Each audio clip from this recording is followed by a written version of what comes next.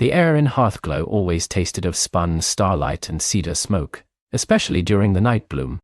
This was a time when the sun, having dipped below the Lumina peaks, left the sky to the moon and 1,000 stars, each one a tiny, shimmering pocket of magic. And in Hearthglow, nestled in the heart of the Whisperwind valleys, that magic wasn't just seen, it was felt, woven and breathed. Young Elara knew this better than anyone. While other children of Hearthglow saw only the silver glow of the moon on the village's cobblestone paths, Elara saw the faint, shimmering currents of the Whisperwind itself, like invisible rivers flowing through the air, carrying secrets and dreams. She saw the soft, pulsing warmth of the Starlight Weaver's looms, not just the finished tapestries, but the threads of captured moonlight vibrating with gentle power. And she saw the Lumina moths, those delicate creatures of pure starlight, flitting like living constellations through the night bloom, their tiny wings scattering motes of silver magic. Elara's home was a cozy cottage with a roof of moss and thatch, its windows glowing with the soft light of a woven starlight lamp. Her mother, Lyra, was a renowned starlight weaver, her fingers nimble with threads spun from moonlight and dew. Her father, Alaric, carved intricate stories into the cedarwood furniture, each swirl and knot a whisper of ancient tales. Elara often watched them, her head tilted, trying to catch the unseen hum of magic that resonated through their craft. Tonight, the night bloom was particularly vibrant, painting the world in shades of deep indigo and shimmering silver. The air smelled of night-blooming jasmine and the earthy scent of the gloomwood forest, which bordered the valleys.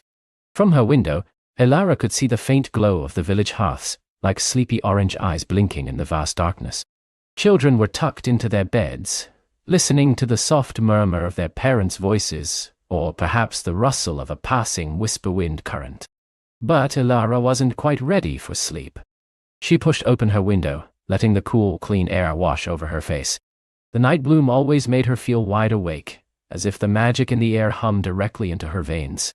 It was during these hours that the world felt most alive, most receptive to thought and feeling. She watched the Lumina moths dance, their wings leaving trails of faint, glittering dust.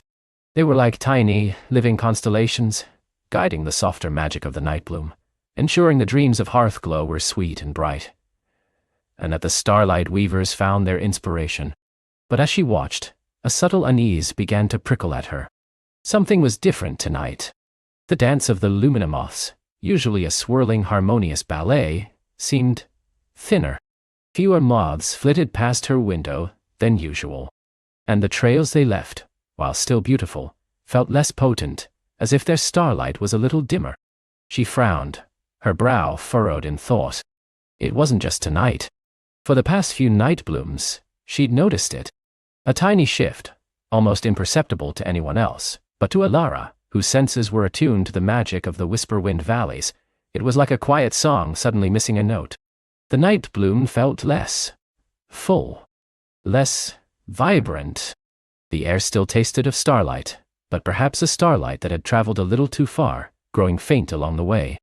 The next morning, as the daydrift began to spread its golden light over the Lumina peaks, Elara found her grandmother, Nana Elara, already awake and tending to her herb garden. Nana Elara was the oldest person in Hearthglow, her skin like ancient parchment, her eyes like polished river stones, deep and full of untold stories. She was a keeper of tales, a gentle guardian of the village's history and its magic. "Morning, little starling," Nana Elara said, her voice a soft rustle, like dry leaves in a gentle breeze. She didn't look up from carefully plucking dew-kissed moonpetal leaves. "You're up with the early birds today." "Morning, Nana," Elara replied, curling up on a smooth, warm stone beside her. The daydrift, with its bright, clear light, felt very different from the mystical night bloom. It was a time for work, for practicalities, for the magic of growth and sunlight. "Did the night bloom keep you awake again?" Nana Elara chuckled softly. "You always were one to dance with the stars, even in your dreams." Elara hesitated, then blurted out, "Nana, have you noticed the Lumina moths? They seem fewer, and the night bloom feels a little quiet." Nana Elara paused, her gnarled fingers still among the moon petals. She slowly straightened, turning to face Elara. Her riverstone eyes, usually twinkling with mischief, held a flicker of something more serious. "Ah, so you've noticed, have you, little starling? I wondered how long it would take for someone to truly feel it." Elara's heart gave a little flutter. She wasn't imagining it. You felt it too? Indeed, Nana Elara said, her gaze sweeping across the Whisperwind valleys, now bathed in the gentle morning light. The world has its rhythms, Elara. Daydrift and nightbloom, ebb and flow, and the Lumina moths are the very breath of the nightbloom, guiding its currents, ensuring its magic flows pure and strong. She picked up a small, smooth stone, turning it over and over in her palm. When their light dims or their numbers dwindle, it means something in the deep currents is out of balance. Out of balance? Elara repeated, a knot forming in her stomach. What could be out of balance? Nana Elara sighed, a sound like the Whisperwind itself. That, little one, is the oldest question in the valleys. For generations, the Lumina moths have been the guardians of the nightbloom's essence. They lead the starlight weavers to the purest threads. They infuse our dreams with clarity. They even whisper secrets of the ancient paths to those who listen closely enough. She looked at Elara, a knowing glint in her eyes. Like you, little starling, who always heard the whispers others missed. But why are they leaving? Elara pressed. Where would they go? Nana Elara shook her head. That, I do not know. The old tales speak of a time long, long ago when the Lumina moths vanished entirely. A great shadow, they say, fell upon the valleys and the night bloom became a cold, barren thing. Dreams were lost, and the magic of the Whisperwind grew thin, almost to nothing. She paused, her eyes distant, lost in memory or ancient lore. It was only when a brave heart, guided by a forgotten song, rekindled the light that the moths returned. A forgotten song? Elara whispered, captivated. Aye, Nana Elara nodded. A song that spoke of but the details are lost to the mists of time. We only know that the Bianera Zatpi is said to be the very heart of the valley's magic, the balance keeper, the source from which the Lumina moths draw their purest light. She tapped the stone in her hand. Some say it's a place, others a creature, still others a great gem, but all agree, if the is disturbed, the balance of the valleys falters. Elara thought of the night bloom, the way it used to feel, vibrant, alive, brimming with a benevolent magic that wrapped Hearthglow in a comforting embrace. She thought of the threads her mother wove, shimmering with captured starlight, now perhaps a little less bright. She thought of the quiet dreams of her friends, now perhaps a little less vivid. The idea that something so vital, so fundamental to their world, could be faltering, filled her with a quiet dread, but also a fierce, blossoming determination. So if we find out what's disturbing thee, Elara said slowly, then the Lumina moths will return, and the night bloom will be bright again? Nana Elara looked at her granddaughter, a faint smile touching her lips. That is the hope, little starling, but the is not easily found, nor its secrets easily unraveled. It lies hidden, protected by ancient magic, known only to those whose hearts are truly attuned to the Whisperwind. She paused, her gaze lingering on Elara, and perhaps to those who are brave enough to seek it. Elara spent the rest of the day drift in a thoughtful haze. She helped her mother wind skeins of moonlight thread, but her mind was far away, tracing the invisible currents of the Whisperwind, searching for clues. She helped her father sand the smooth edges of a wooden owl, but her ears were straining for the forgotten song Nana Elara had mentioned. The phrase, the heart of the valley's magic, echoed in her mind. She recalled a story her father had carved into the frame of her bed.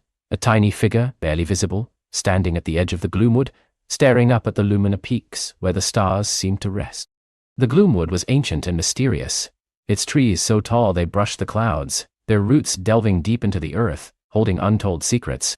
The Lumina peaks, on the other hand, were sharp and pristine, their snowy caps reflecting the starlight with dazzling intensity. Both were places of powerful magic, places the villagers rarely ventured beyond the well-worn paths. As dusk began to paint the sky in hues of orange and purple, Elara made a decision. She couldn't just sit and wait. She had felt the shift, heard the whispers, and now Nana Elara had confirmed her fears. The Lumina moths were dwindling, and the balance of the Whisperwind valleys was at stake. If there was the key, then she had to find it. She waited until her parents were deep in slumber, their gentle breathing a soft rhythm in the quiet cottage. The night bloom had fully arrived, and through her window, Elara could see the familiar yet diminished dance of the lumina moths. Their faint glow tugged at her, a silent plea. Quietly, Elara dressed in her warmest tunic and trousers. She braided her long dark hair, tying it back with a small ribbon her mother had woven from moonpetal silk. She gathered a small satchel, a water skin, a handful of dried berries, a small, smooth river stone Nana Elara had given her, which always felt warm in her palm, and a tiny starlight weaver's lantern, a gift from her mother, its light a gentle, reassuring pulse. Her heart thumped a little faster than usual, a mix of excitement and trepidation.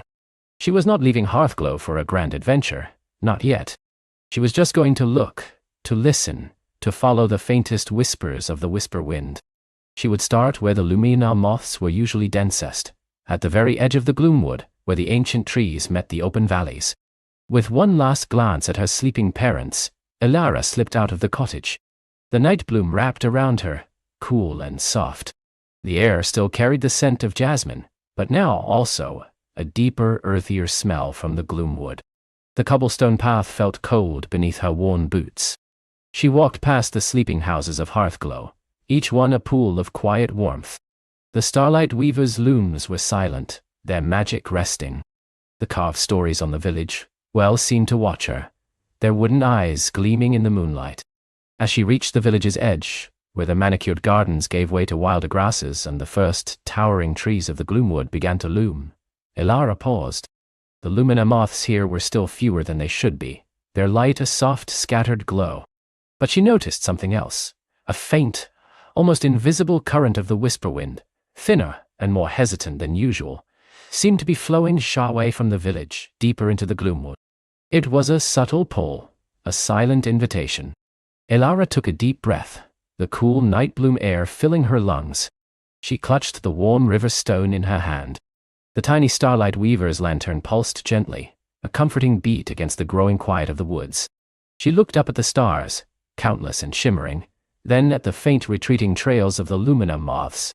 The balance of the whisperwind valleys felt fragile, like a delicate spiderweb trembling in an unseen breeze. And somewhere, out there, was the... And Elara felt a quiet, unwavering certainty that she was meant to find it.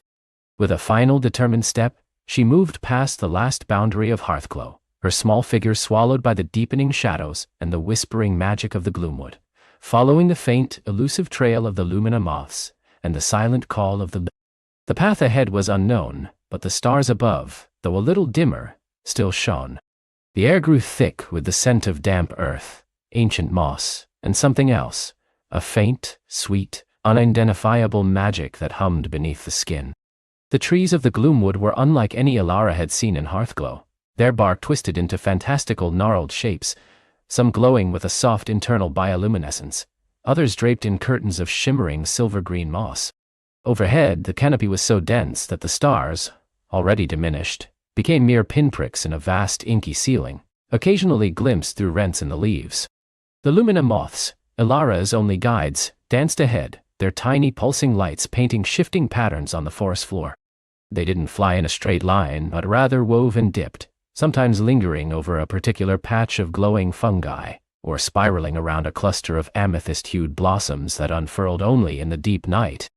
Elara found herself learning their silent language. A quick flutter meant this way, a slow, deliberate hover meant pay attention, and a sudden upward surge indicated a path requiring a leap of faith. Her initial apprehension slowly gave way to a quiet awe. Every step revealed a new wonder. She passed beneath arches of intertwined branches that dripped with liquid starlight, navigated paths lined with ferns that unfurled like delicate feathered wings, and felt the cool, soft breath of the forest on her cheeks. The ground beneath her boots was a tapestry of springy moss, fallen leaves that glowed with a faint phosphorescence, and roots that snaked over the surface like sleeping serpents. Suddenly, the lumina moths converged, forming a shimmering, living beacon around a small, rounded mound nestled at the base of a colossal, ancient tree. The tree itself seemed to pulse with a slow, deep rhythm, its bark a mosaic of greens and grays, its highest branches lost in the darkness above. The mound was not earth, but a dome of interwoven roots and velvety moss, from which peeked two large, luminous eyes, the color of polished jade.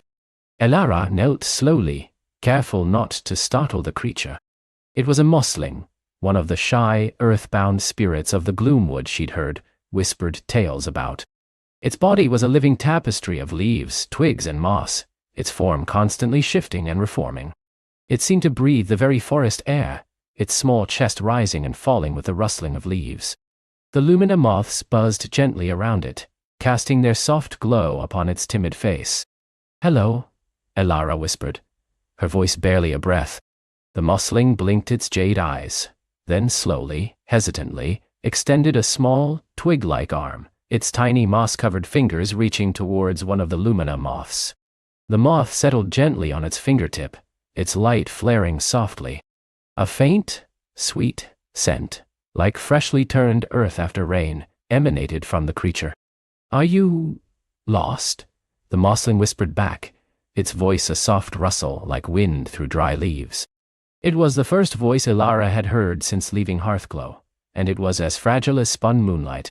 "No," Elara replied, a small smile touching her lips. "I'm looking for something. For the..." At the mention of the mosling's jade eyes widened, and it quickly drew its arm back, pulling its leafy body closer to the tree's roots. A tremor went through its mossy form. The is not for finding," it whispered, its voice now laced with a faint fear. "The sleeps, it dreams, it must not be disturbed." "But why?" Elara pressed gently. "Now, I feel like it wants to be found, like it needs something." The mosling shook its head, a shower of tiny dewdrops falling from its leafy crown. "The gloomwood knows. The gloomwood protects. The old ones say, when the stirs, so does the great hunger." "The great hunger," Elara repeated, a chill tracing its way down her spine. The lumina moths around her pulsed faster, as if sensing the mosling's unease. "The shadows grow long, little one. Too long. Leave the to its slumber. It is safer." With a final sorrowful look, the mosling melted back into the roots and moss, disappearing as if it had never been there, leaving only the lingering scent of damp earth and the agitated dance of the lumina moths. Elara stood, pondering the mosling's words. "Winsi, great hunger." What could that mean? And why would finding the awaken it? The mosling's fear was genuine, but so was Elara's conviction. The feeling that had drawn her from Hearthglow was not one of danger, but of a quiet, profound need. The lumina moths, no longer fluttering with agitation, began to move again, drawing her deeper into the gloomwood. This time their path led her past towering star thistles, whose spiky leaves seemed to collect and shimmer with captured starlight, and through groves of echo flowers that silently repeated the last whispered words Elara had uttered. The great hunger. The great hunger. Until she consciously quieted her mind. The forest floor began to slope downwards, leading her into a valley where a thin, pearlescent mist drifted between the ancient trees. This was the dream mist, a phenomenon unique to the gloomwood. As Elara stepped into it, a strange sense of unreality settled over her. The air grew heavy and sweet, and faint, fleeting images began to coalesce at the edges of her vision. A castle made of clouds, a river of molten gold, a tiny dragon with wings of butterfly silk. She felt a powerful urge to lie down and let the mist carry her away into slumber, but the lumina moths, their lights now brighter and more insistent, urged her forward. She pressed on, pushing through the swirling tendrils of mist, her boots sinking slightly into the soft, springy earth. The dream mist tried to lull her, to whisper forgotten lullabies into her ears, but Elara focused on the gentle pull of a steady beacon in a haze. She knew instinctively that to succumb to the dream mist would be to lose her way, perhaps forever. After what felt like an age, the mist began to thin, and the air cleared, leaving her feeling refreshed, as if she'd woken from a deep, peaceful sleep, without actually having slept. She found herself standing on the edge of a vast, shimmering bog. But this was no ordinary bog. The water, dark as obsidian, hummed with 1,000 tiny, forgotten melodies. This was the singing bog, a place where the echoes of ancient magic lingered in the water itself. Faint, silvery bubbles rose to the surface, bursting with tiny musical notes that drifted upwards like fireflies. The ground here was treacherous, a series of moss-covered tussocks and floating lily pads. The lumina moths started ahead, their lights reflecting off the water, creating a dazzling kaleidoscopic path. "Careful, little dreamer," a reedy voice chirped from a nearby clump of glowing reeds. "One wrong step, and you'll be singing with the bog spirits for an eternity." Elara froze, her heart leaping into her throat. She searched the reeds, her eyes scanning for the source of the voice. "Who's there?" she called out, her voice a little shaky. A small, furry creature, no bigger than her hand, scampered out from the reeds. It had large, intelligent eyes that sparkled like polished amber, and its fur was the color of damp earth, with streaks of emerald green on its back. Its most striking feature was its tail, long and bushy, tipped with a small glowing tuft of fur that pulsed faintly, mirroring the luminoth's. It walked on two legs, its tiny hands clutching a smooth, river-worn pebble. "A thimble, of course," the creature declared, puffing out its chest. "And you, I presume, are Elara, the one the moths have been buzzing about." It tilted its head, its amber eyes assessing her with a surprising intensity. "Not many come this deep into the Gloomwood anymore, especially not for the air." "You know about the—" Elara asked, her hopes soaring. The thimble let out a chittering laugh. "Know about the— Little dreamer, my ancestors have lived in the Gloomwood since before the first dawn. We've seen the rise and the fall, the slumber and the stir. Though mostly slumber these days." It gestured with its pebble towards the bog. "But we have a saying, a thimble's memory is longer than a dragon's tail and twice as twisty." "My name is Elara," she said, offering a small bow. "I need to find the Lumina moths led me here." "Oh, the moths," the thimble waved a dismissive paw. "They are merely drawn to the strongest residual magic. They don't know why the needs finding, only that it is. But you, Elara, you feel a deeper pull, don't you? A resonance in your very bones?" Elara nodded, surprised by the thimble's insight. "Yes, I feel it. A quiet certainty." Quiet certainty," the thimble murmured, tapping its pebble against its chin. "A rare trait, in a world full of loud doubts. Very well, my name is Pip, and it seems you'll need a guide who knows the singing bog better than a fish knows water. And perhaps a guide who can explain a thing or two about that the mosslings are too scared to utter." Pip, despite his small size, moved with surprising agility. He scampered across the treacherous bog, leaping from tussock to tussock, his glowing tail tuft a tiny beacon. Elara followed, carefully placing her feet where Pip indicated, sometimes having to stretch or even leap across wider gaps. The Lumina moths, as if recognizing Pip's authority, now followed his lead, their lights reinforcing the path he chose. "The mosslings spoke of the great hunger if the E is disturbed," Elara ventured, once they were safely across a particularly wide stretch of water. Pip snorted. "The mosslings are good-hearted, but they're scared of their own shadows. The great hunger they speak of is merely a metaphor for the imbalance. When the sleeps too deeply, the magic of the Gloomwood, and indeed, of the world, begins to wane. And when magic wanes, shadows grow. Not shadows of forgetfulness, of apathy, of a world that has lost its wonder. That, little dreamer, is the... So these isn't dangerous." "Dangerous?"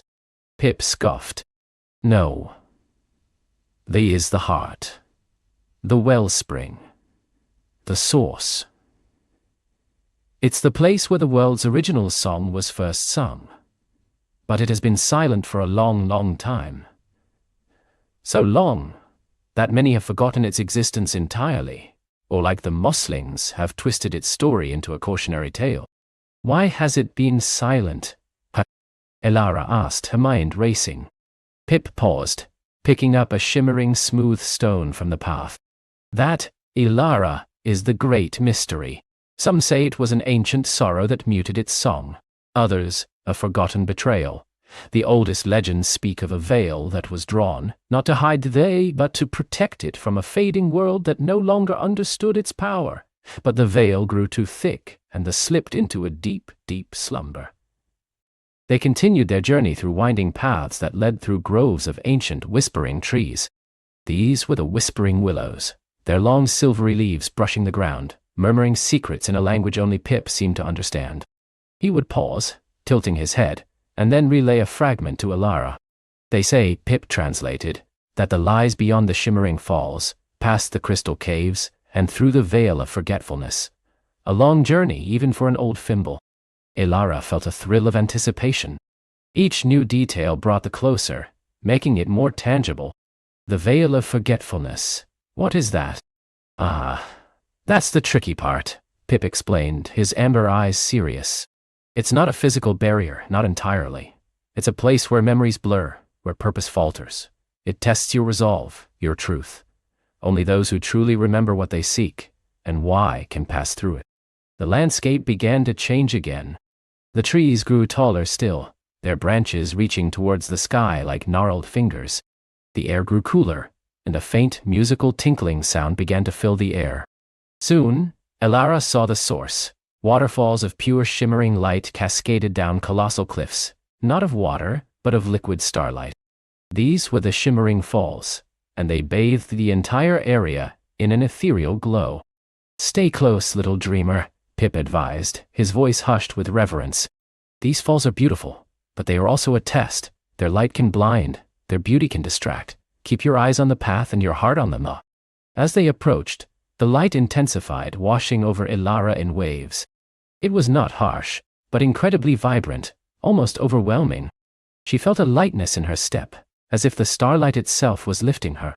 The Lumina moths, invigorated by the magical energy, danced wildly, their lights merging with the falls, creating a dizzying spectacle of pure radiance.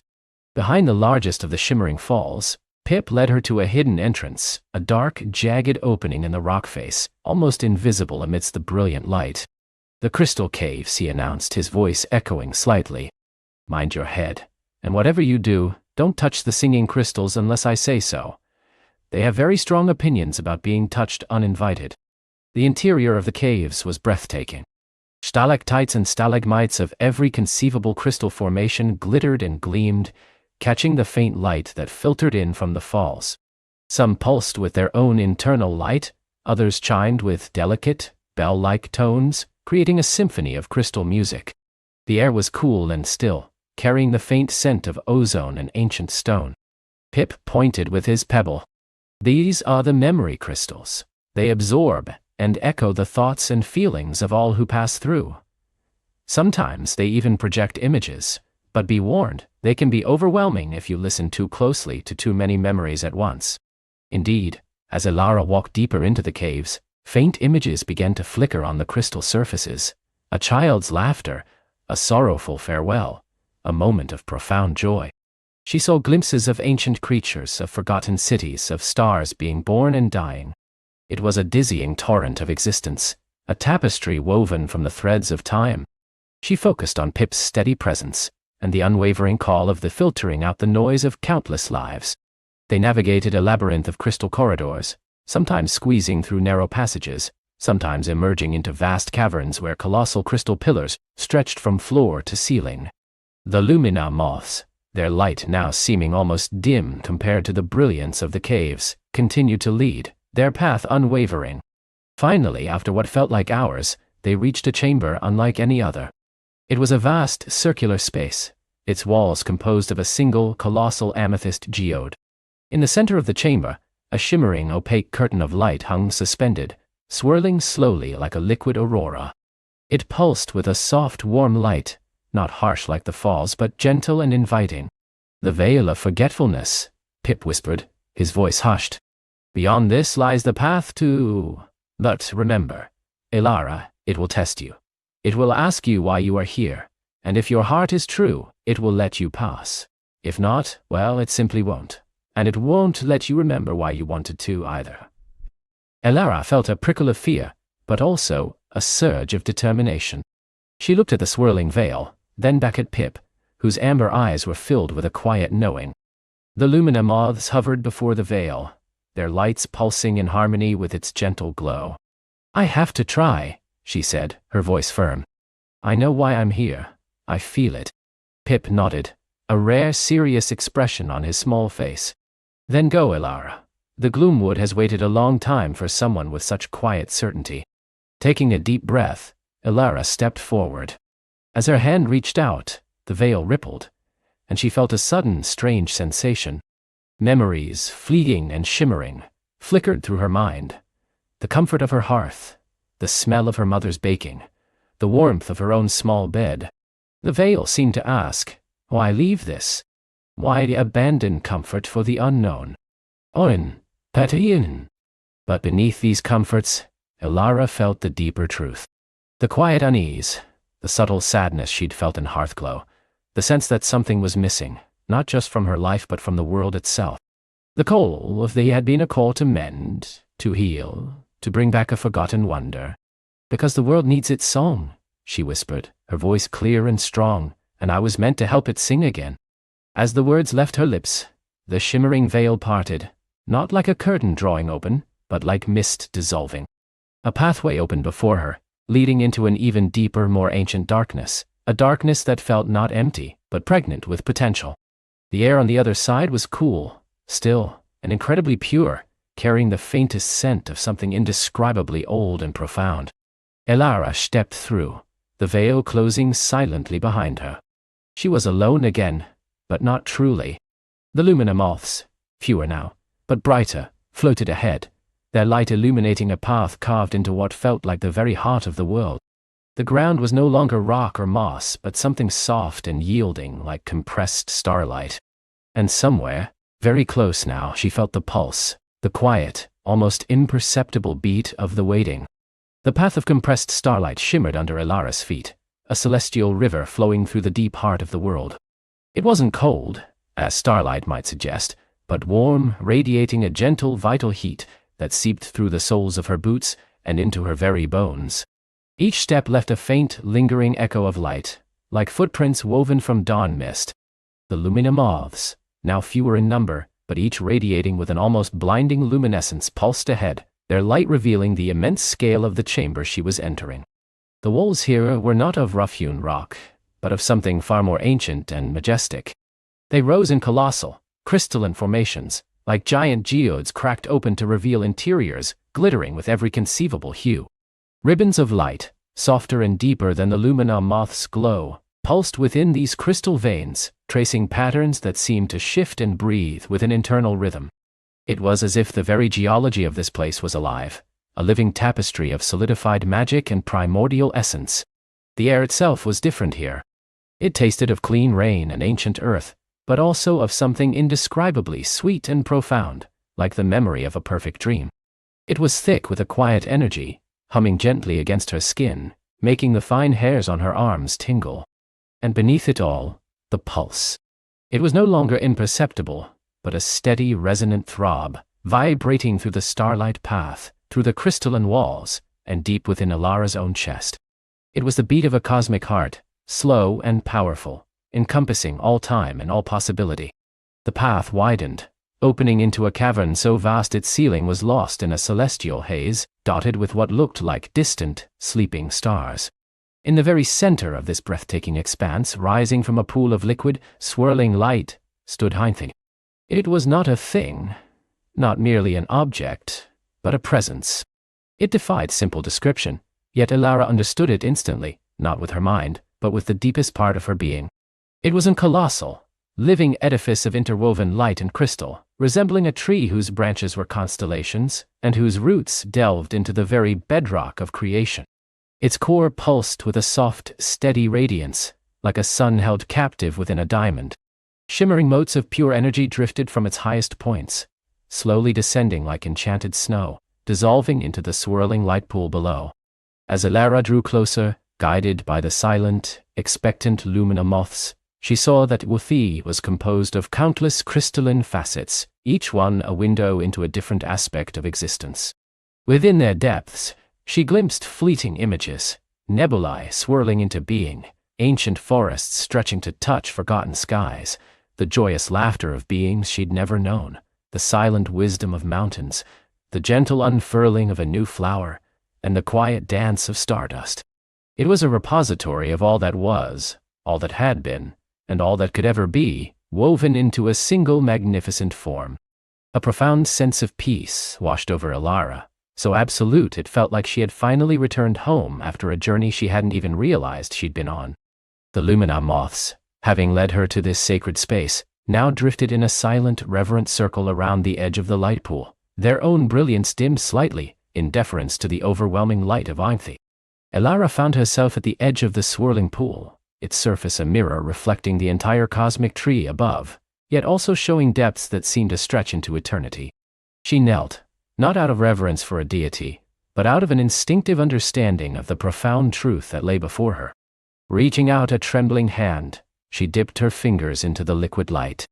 It was neither hot nor cold, but felt like living silk, flowing with an inner warmth that seeped into her fingertips, up her arm, and directly into her heart. As her skin met the light, the pulse of Einthe intensified, not jarringly, but with a surge of gentle energy that resonated with her own heartbeat. Colors burst behind her closed eyelids, not seen with her eyes, but experienced directly within her mind, hues she'd never witnessed, combinations that sang with forgotten melodies. Then, the whispers began. They weren't audible words but thoughts, feelings, and images woven together, flowing into her consciousness like a gentle tide. Welcome, child of curiosity. Welcome, seeker of threads. Unenen tatai mane. Elara opened her eyes, gazing into the luminous depths of the pool. The reflections of Einthe seemed to swirl and coalesce, forming patterns, then dissolving into new ones. She realized the pool was not just a reflection, but a conduit, a living language. She seeked the lost tapestry, the voice, or rather, the collective consciousness, resonated within her. The threads that bind and weave the dreams of the world. The song that was silenced, the stories that sleep. Nelma, Panin Harni, the Lumina moths. They guided me, Elara whispered, her voice feeling small but steady in the vastness. They spoke of a broken song, of a need to mend. Indeed. The mothlights are echoes of the first weavers, the ancient guardians of the tapestry of dreams. They remember the wholeness, the harmony, and they felt your own heart's resonance, your longing for what is true. When as Fithi communicated, Elara saw flashes of its history, impressed upon her mind like ancient memories.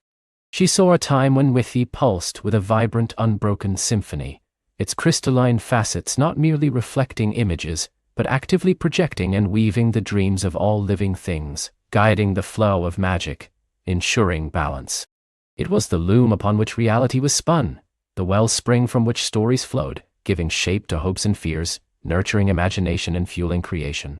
But then, a shadow. Not an evil, but a forgetting.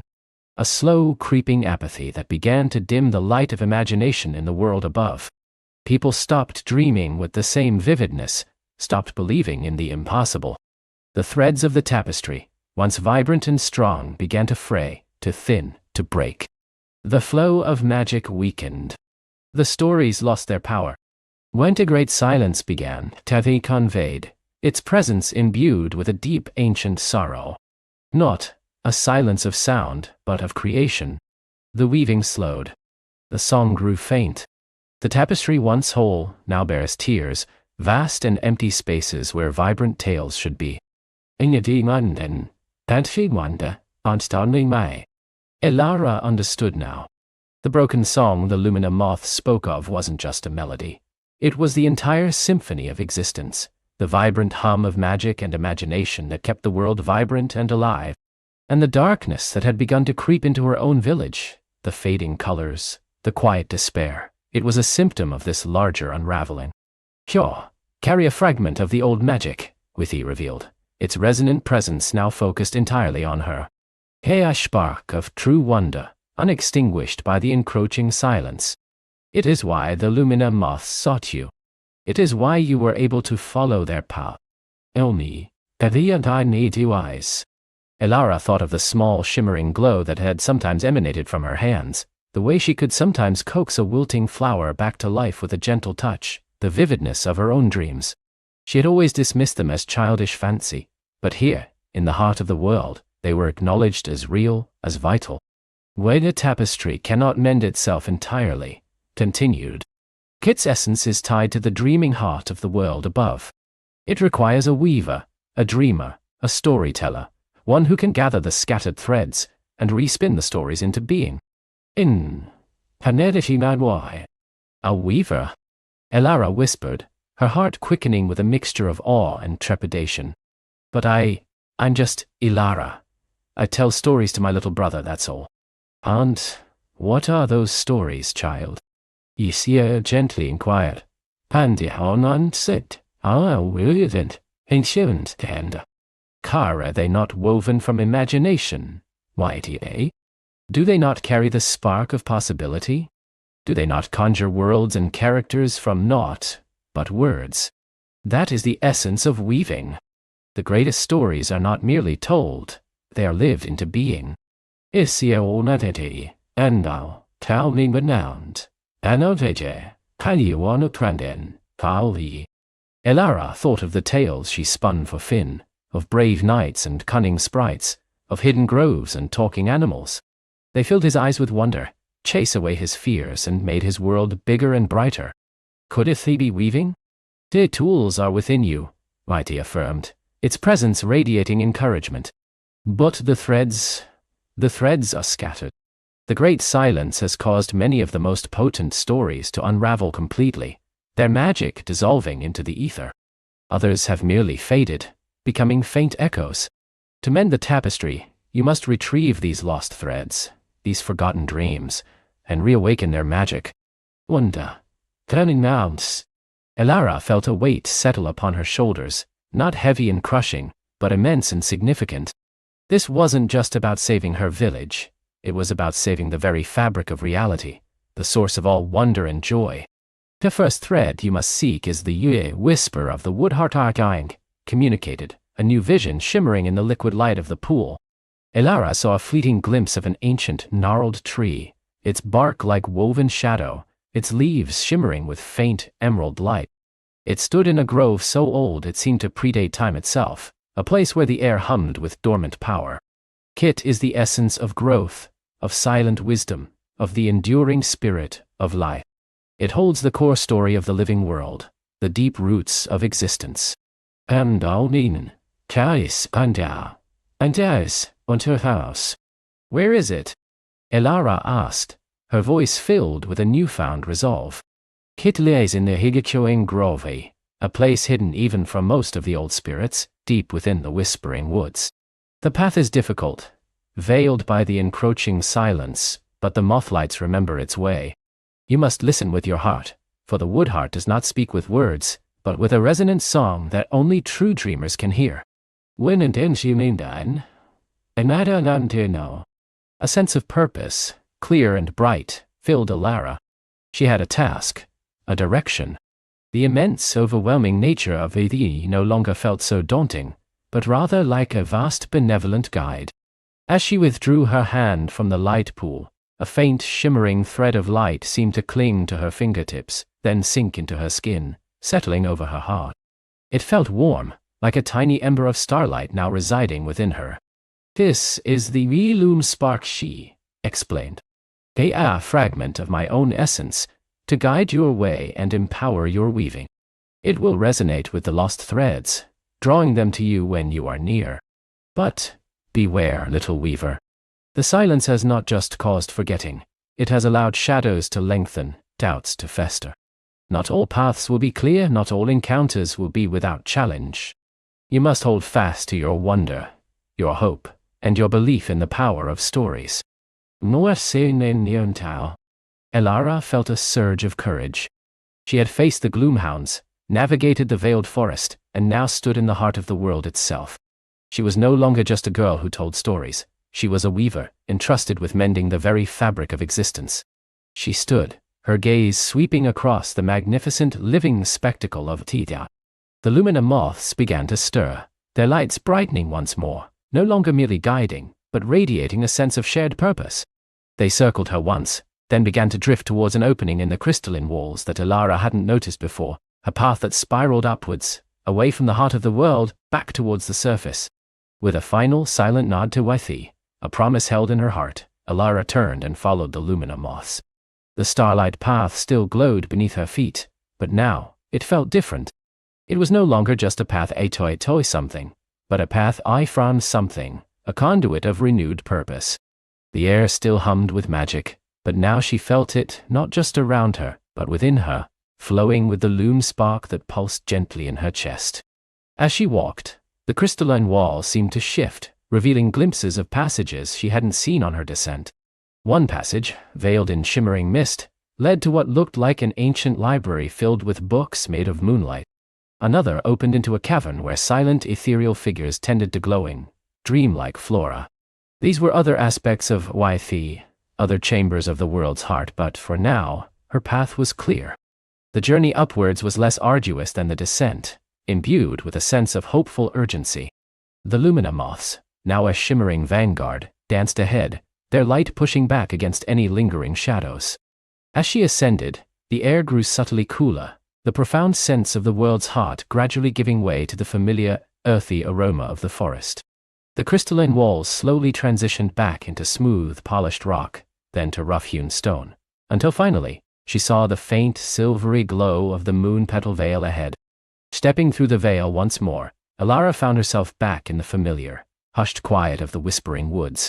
The ancient trees stood sentinel, their leaves rustling with stories only they knew. The moon-petal flowers glowed softly, illuminating the winding path. Everything looked the same, and yet, everything was profoundly different. Elara felt taller, not in height, but in spirit. The anxieties and uncertainties that had weighed her down were replaced by a quiet strength, a clear resolve. She looked at her hands, where the loom spark now resided, and imagined the threads of stories she would find, the dreams she would reawaken. The Lumina moths, having fulfilled their sacred duty, now dispersed, some flitting deeper into the woods, others circling Elara one last time before fading into the night. But one, brighter than the rest, settled gently on her shoulder, its light a warm, reassuring beacon. This was her companion now, a direct link to the ancient wisdom of the mothlights, a silent guide on her quest. The whispering woods, though still mysterious, no longer felt threatening. It felt like a vast library waiting to be explored, a tapestry of its own, waiting for its stories to be read, to be rewoven. The echoing grove, Elara murmured to the moth on her shoulder. The whisper of the wood heart. The moth pulsed gently, its light seeming to affirm her words. The night was still young, and the stars, though hidden by the forest canopy, felt closer than ever. Elara took a deep breath, the scent of pine and damp earth filling her lungs. Her journey had taken her to the deepest heart of the world, and now it was guiding her outward into the tangled ancient paths of the whispering woods towards a new beginning. She knew the path ahead would be long, filled with challenges and wonders she couldn't yet imagine. She was not just seeking a single thread, she was embarking on a grand quest to reawaken the very magic of the world, one story, one dream, one forgotten thread at a time. The loom spark within her pulsed with a steady, hopeful rhythm, a quiet promise that the broken song could indeed be mended. And somewhere, deep within the world, Ivy waited, patiently, for its weaver to return with the reawakened dreams. Elara took a step forward, her heart singing a melody of her own, a new story just beginning to unfold. Elara took a step forward, her heart singing a melody of her own, a new story just beginning to unfold. The path before her was not a clear road, but a shimmering, almost invisible thread, born of intuition and the insistent hum of the loom spark within her. She stepped into a world that, to an ordinary eye, might have seemed merely quiet. But to Elara, it was a tapestry faded to muted grays and browns, the vibrant hues of forgotten enchantments barely whispers on the wind. Her first destination was a hollow in the ancient whispering woods, a place she remembered from childhood tales, where the stream was said to babble secrets to the mossy stones. Now, the stream flowed silently, its water clear but listless, and the stones held no secrets, only the dull sheen of age. Elara knelt by the bank, her fingers trailing in the cool, uninspired water. The loom spark pulsed, a gentle thrumming beneath her skin, guiding her gaze to a single dew-kissed spiderweb strung between two ferns. It was beautiful, intricate, but lacked the iridescent shimmer, the almost visible magic that should have clung to it like morning mist. "A forgotten thread of wonder," she murmured, her voice soft as a falling leaf. She closed her eyes, focusing her inner vision. The loom spark flared, sending a gentle warmth through her fingertips. She didn't touch the web directly, but rather she wove an intention, a memory of its true nature, into the air around it. She recalled the stories of the moon spiders, who spun nets of starlight to catch dreams. She imagined the shimmering light, the silvery strength, the delicate resilience. She poured the essence of history and a dream into the space. Slowly, imperceptibly at first, a faint opalescent glow began to emanate from the web. It wasn't bright, not yet, but it was there, a pearl-like iridescence that danced with the light. The stream, as if noticing for the first time, gave a tiny, contented gurgle. A single, shy forget-me-not by the bank unfurled a deeper shade of blue. It was small, but it was a beginning. Elara smiled, a true, hopeful smile that lit her face. The loom spark absorbed the reawakened shimmer, growing ever so slightly stronger, like a candle flame fed a single drop of precious oil. Her journey led her through fields where the wildflowers bowed their heads not just to the breeze, but to a profound weariness.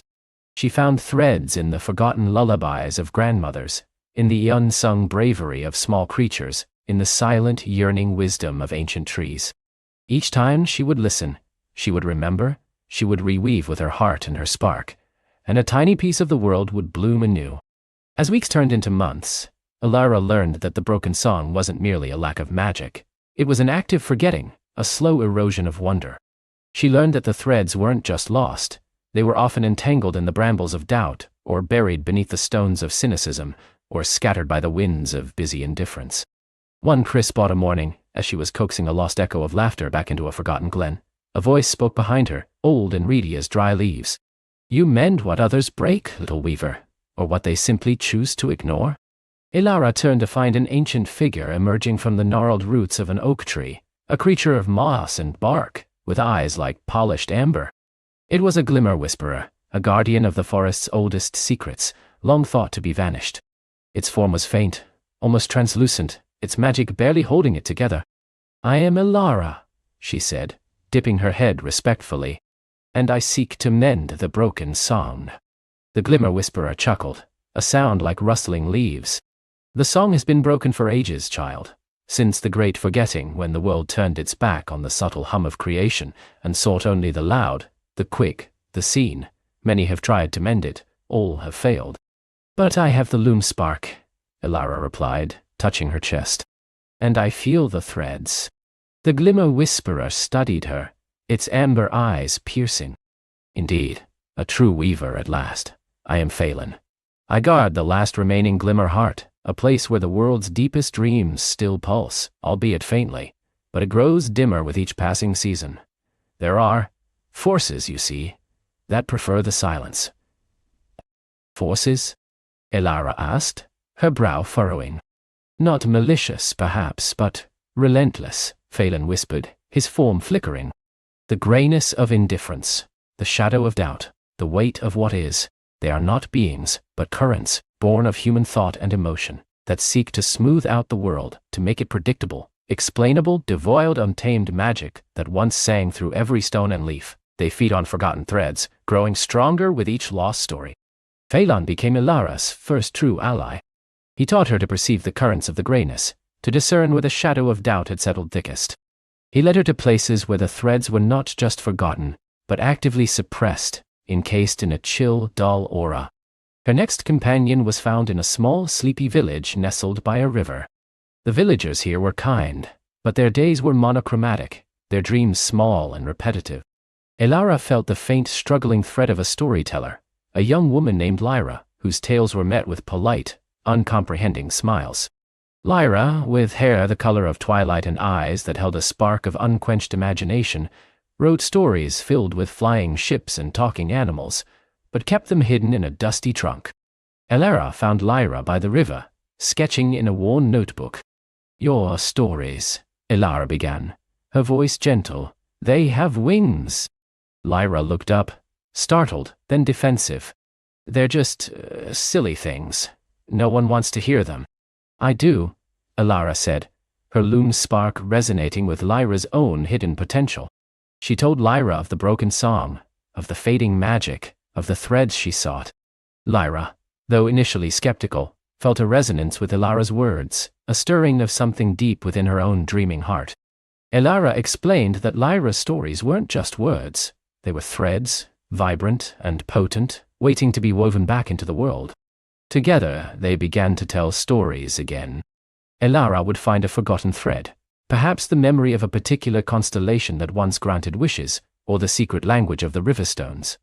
Lyra would then weave a new story around it, breathing life and narrative into the bare thread. As Lyra spoke, her voice gaining strength and confidence, the invisible threads of her tales would connect with the dormant magic.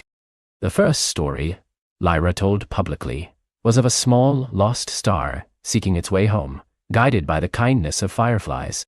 As she spoke, the village children, initially fidgety, grew still, their eyes wide. And then a tiny, almost imperceptible shimmer appeared in the night sky. A star that had been too dim to notice, now pulsed with a faint silvery light. The villagers gasped. The grayness of indifference recoiled, just a fraction. Lyra became the voice of their quest, her stories acting as conduits for Elara's weaving. With Phelan guiding them to the deepest pockets of forgotten magic, and Lyra's tales rekindling the imagination of the world, Elara's loom spark grew steadily brighter. Yet the task was immense. They encountered places where the shadow of doubt was so thick, it felt like a physical weight, pressing down on all wonder. In a desolate mountain range, they found a valley where the air was devoid of sound, the earth barren, and even the wind seemed to hold its breath. Phelan explained that this was a place where a particularly potent memory of despair had taken root, choking out all other threads. "This is the scar of silent sorrow," Phelan whispered, his translucent form trembling. "The heart of a great forgetting. Here, a powerful dream was shattered, and the resulting silence spread like a blight." Elara felt the chill of it, a profound sense of loss that threatened to overwhelm her. Her loom spark flickered, struggling against the suffocating absence of magic. This was not merely indifference, this was a void. "We cannot simply re-weave here," Elara said, her voice strained. "There is nothing to connect to, no resonance." Lyra, for the first time, looked disheartened. What story can mend a wound so deep? Phelan's amber eyes gleamed with a fragile hope. "You must not merely re-weave, Elara. You must create it. You must sing the forgotten song yourself, Lyra. And Elara must weave the melody into existence. The scar requires the raw essence of joy, of connection, of unbroken hope." This was their greatest challenge. To sing a song where only silence reigned. To dream a dream in the face of absolute despair. They sat together in the heart of the scar of silent sorrow, the oppressive stillness pressing in on them. Elara closed her eyes, reaching deep within her loom spark, feeling its growing strength, the accumulated stories and dreams she had gathered. She felt the individual threads, vibrant and distinct, waiting to be joined. Lyra, taking a deep breath, began to speak. She didn't tell a grand tale of heroes or dragons. Instead, she spoke of the simple joy of a child's first step, the warmth of a shared meal, the comfort of a friend's hand, the beauty of a single snowflake. She spoke of resilience, of the quiet strength of wildflowers pushing through stone, of the unwavering light of the distant stars.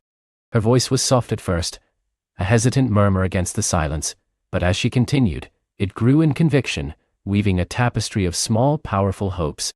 As Lyra spoke, Elara began to weave. She didn't use her hands but her inner sight, her will, her very essence. The loom spark within her pulsed with an intense, steady rhythm, drawing on the threads she had gathered from every corner of the world.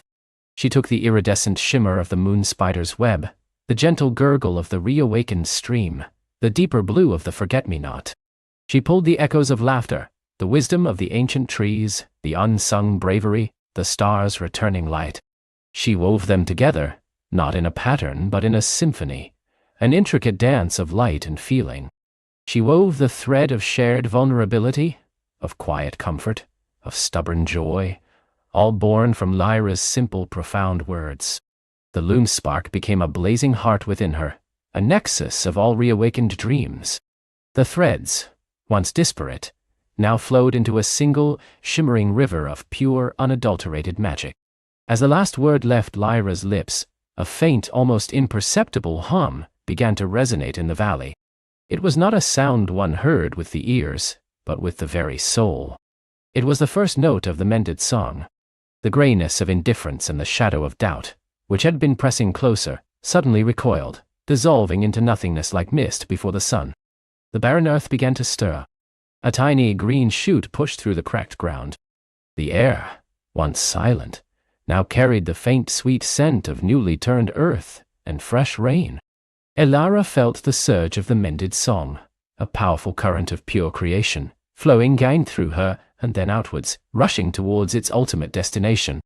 The loom spark within her, now incandescent, pulled her forward with an irresistible force. Phelan and Lyra followed, their faces alight with awe.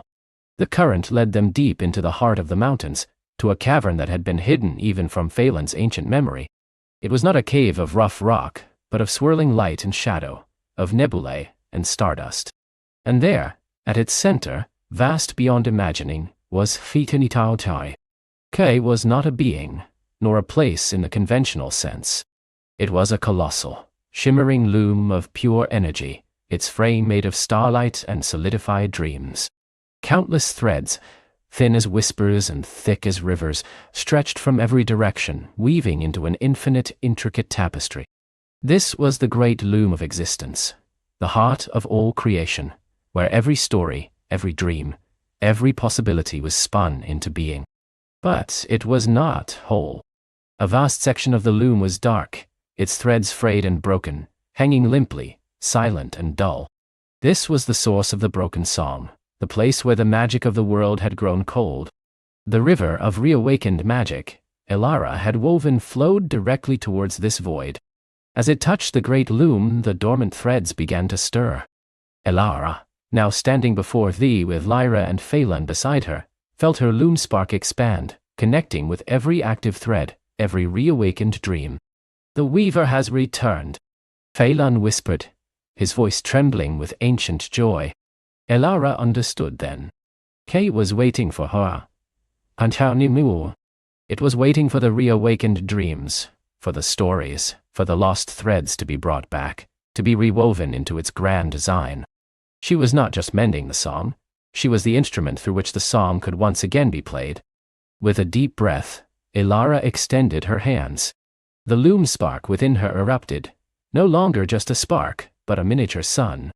The combined energy of all the reawakened dreams, all the stories Lyra had told, all the wonder Phelan had guarded, flowed from Elara, a torrent of pure concentrated magic. She didn't merely mend the broken threads. She became one with the loom, a living conduit, weaving the new magic, the renewed wonder, into the vast, silent spaces. She felt the rhythm of creation, the pulse of possibility, the deep, resonant hum of the universe. She felt the echoes of forgotten gods, the laughter of ancient spirits, the dreams of unborn stars. As she wove, the great loom began to sing. It was not a song of words, but of light and vibration, a symphony of color and sound that resonated through every fiber of Elara's being, and then out into the world. The dark, broken section of the loom began to glow, threads reforming, connecting, creating new patterns of breathtaking beauty. Lyra, standing beside Elara, felt the surge of inspiration, the rush of stories yet to be told, pouring into her mind like 1,000 sparkling rivers. She began to hum, a wordless melody that blended perfectly with the loom's song, adding her own unique thread of human wonder and imagination to the grand tapestry. Phelan, too, felt his ancient form solidify, his amber eyes burning bright, connected once more to the vibrant pulse of the world. The weaving lasted for what felt like an eternity, yet was but a single breathtaking moment. When it was done, the great loom of existence pulsed with renewed life, its tapestry vibrant and whole, singing a melody of profound harmony. The broken song was mended. Elara felt the loom spark within her settle, no longer a blazing sun, but a steady, powerful star. She was still a weaver, but now she was more. She was a bridge between the world of dreams and the world of reality, a guardian of the loom's song. Stepping back from the great loom, Elara felt a profound sense of peace. The cavern, once a place of silence and shadow, now glowed with the gentle, swirling light of 1,000 nebulae. The magic was not just reawakened, it was vibrant, flowing, ready to inspire new stories, new dreams. They emerged from the cavern to find a world transformed. The sky was a deeper, more brilliant blue, streaked with clouds that seemed to hold their own stories. The air shimmered with an almost tangible sense of wonder. The trees in the whispering woods rustled with newfound secrets, and the stream babbled with crystal-clear melodies. Flowers bloomed in colors more vivid than Elara had ever seen. The world was alive, truly alive, its magic no longer a faint whisper, but a glorious resonant song. Phelan, now solid and vibrant, his moss and bark form infused with renewed life, bowed deeply. "You have done it, Weaver. You have brought the song back home." Lyra, her eyes shining with tears of joy, embraced Elara. "The stories, they're everywhere. I can feel them, taste them, see them woven into the very air." Elara smiled, her heart brimming with quiet joy. The world was mended, but it was not static. The great loom would continue to spin, and new threads would always emerge, new stories be born. Her quest was complete, but her purpose was forever intertwined with the magic of the world. She would continue to be a weaver, not to fix what was broken, but to celebrate what was alive, to nurture new dreams, to ensure the song never faded again. As the sun began to set, painting the sky with hues of magic and wonder, Elara, Lyra, and Phelan looked out over the reawakened world. The stars began to twinkle, not just as distant lights, but as tiny, luminous notes in the world's grand harmonious melody. And somewhere, deep within the heart of existence, the great loom sang, its endless tapestry of dreams and stories woven whole once more, pulsing with the gentle, hopeful rhythm of infinite possibility. Elara knew then that as long as there were hearts to dream and voices to tell stories, the magic would never truly sleep again. She closed her eyes, letting the world's lullaby wash over her, a contented smile gracing her lips, ready for whatever new, wonderful dreams the night would bring.